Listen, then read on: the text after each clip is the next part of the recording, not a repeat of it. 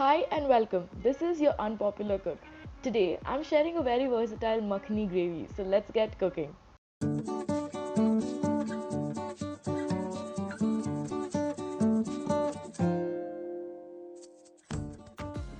First, heat a pan and add 1 to 2 tablespoons of oil. Add cumin seeds now and let them splutter. Add around 6 to 7 cashews and stir for a minute.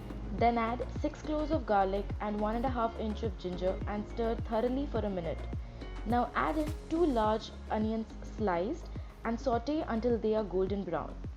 Add 1 to 2 tablespoons of salt to fasten this process. This would take roughly around 4 to 5 minutes on medium flame.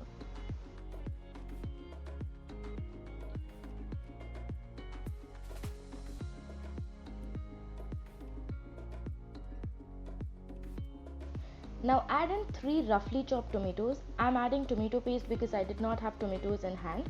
So 1 tablespoon of tomato paste equals 1 large tomato. Stir and allow this to cook until the tomatoes are soft. I'm adding a little water to dilute my tomato paste. Here's secret number 1. Once the tomatoes are soft and mushy, add around 1/4 tablespoon or less of the spiciest chili powder you have in your kitchen and stir.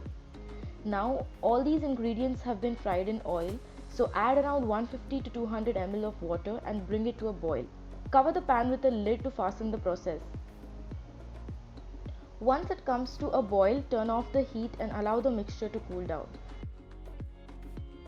Now transfer everything to a grinding jar and grind it into a nice thin paste. Do not use any water in the beginning. After grinding it thoroughly, the texture of your paste should look something like this. Now add a little bit of water to the grinding jar and grind again for a smoother texture or until you have a paste looking something similar to this. Now heat the pan again and add 1 tablespoon of oil and 1 tablespoon of butter. Add around 1 tablespoon of coriander leaves and saute for 30 seconds. This is completely optional. Then add around 2.5 tablespoons of chili powder, 1 tablespoon of coriander powder and 1 tablespoon of salt and saute. Dry roast these spices in oil and butter for a few seconds.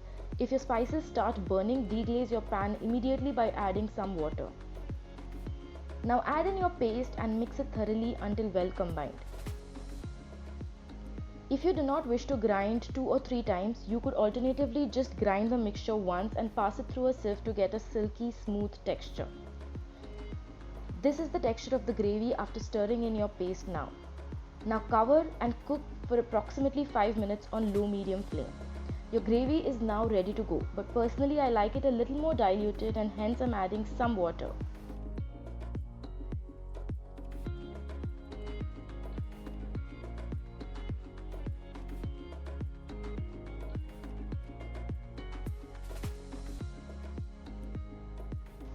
This consistency works the best for me, so now I'm going to add 1 to 1.5 tablespoon of garam masala. Stir that in and add your cream. I'm using homemade cream and I'm using around 3 tablespoons. I felt I needed more cream, so I've added around 2 to 3 tablespoons of cream.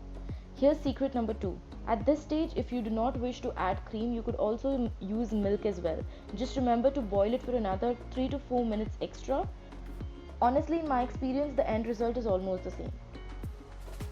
Now add in your choice of ingredient. You could add in chicken, mushroom or even sauteed mixed vegetables. I'm adding paneer around 350 grams. I'm going to cook this for another 2 to 3 minutes, allowing my gravy to come to a boil or until the paneer is soft. For the final step, add in a handful of kasturi methi. I highly recommend you do not skip this ingredient. The kasturi methi really helps the gravy come together.